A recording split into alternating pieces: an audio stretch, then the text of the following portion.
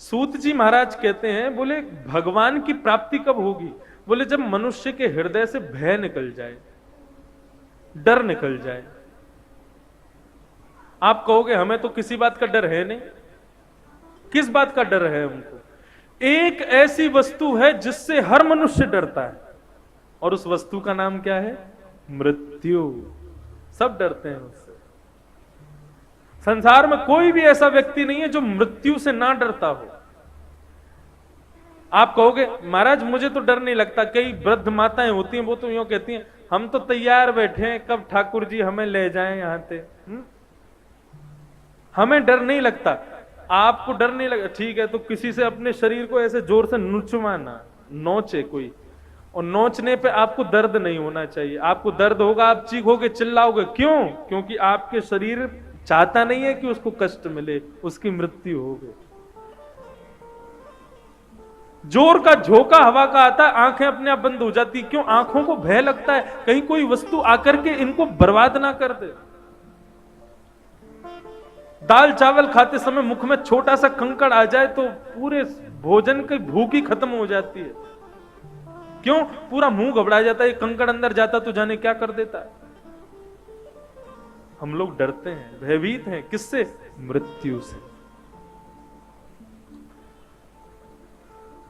भगवान श्री सूत जी महाराज कहते हैं, लिख लीजिएगा, बोले भगवान की प्राप्ति उसी दिन सुनिश्चित हो जाएगी जिस दिन आप अपने हृदय से मृत्यु का भय निकाल दो।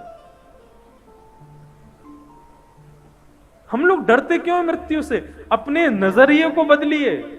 मृत्यु डरना नहीं है।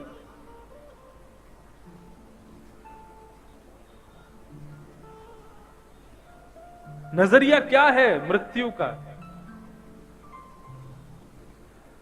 हम सब लोगों ने कथा सुनी। मैं अपनी कथा में कहता हूं इस भाव को। 7 दिन तक कथा सुनी, तो 7 दिन की कथा के बाद में हर दिन मैंने कहा था हमारा एक फेरा भगवान के साथ में पूरा हो जाता है। जैसे आज रविवार की कथा सुनी, आज की कथा से आपका एक फेरा हो गया भगवान के साथ, 7 बजे पूरा हो जाएगा। कल 3 बजे कथा शुरू होगी, दूसरा फेरा शुरू होगा, तीसरा फेरा तीसरे दिन, चौथा, पांचवा, छठवां। 7 दिन में आपके 7 फेरे, मतलब भगवान के साथ में आपका विवाह हो गया। लेकिन विवाह के बाद भगवान क्या करते हैं? भगवान कहते हैं अब विवाह हो गया, अब तुम क्या करो, अब कुछ दिन अपने मायके में ही रहो। मायके मतलब संसार में ही रहो। मतलब अभी तुम्हारा गोना नहीं होगा, अभी तुम ब्याह हो गया, अब तुम हमारा चिंतन करो।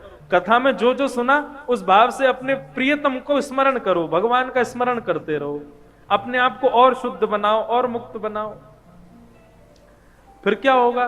बोले उस समय का इंतजार करो कि गौना कब होगा। बोले गौना कैसे होगा? बोले गौना तब होगा जब 4 लोग कंधे पर लेकर के जाएंगे आपको आपके प्रियतम से मिलवाने के लिए। उस समय जितने भी लोग तुम्हारी पालकी उठा करके चलेंगे वो भी किसका नाम गाएंगे? बोले तुम्हारे प्रियतम का ही नाम गाएंगे। राम नाम सत्य है, गोविंद नाम सत्य है। और ले जा करके तुमको अग्नि रूपी द्वार से तुम्हारे प्रियतम के पास पहुंचा देंगे। कहने का अभिप्राय मृत्यु मृत्यु ना रह जाए, मृत्यु हमारे प्रियतम का बुलावा हो जाए, तो समझिए कि आपने कथा सुनी। उससे डरना कैसा? आया है सो जाएगा, राजा रंत फकीर, सबको जाना है। मैं भी जाऊंगा, आप भी जाओगे, हम सब जाने वाले हैं।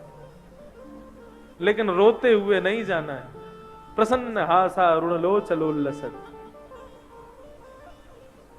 प्रसन्न होते हुए भगवत प्राप्ति करनी है हम सबको। उसके लिए श्रीमद् भागवत ऐसा शास्त्र है जो मनुष्य के हृदय से मृत्यु के भय को दूर कर देता है। सूत जी महाराज ने कहा इस भागवत के शास्त्र की शरण में चले जाओ, मृत्यु का भय दूर हो जाएगा। और जिस दिन मृत्यु का भय निकल गया उसी दिन भगवान मिल जाएंगे।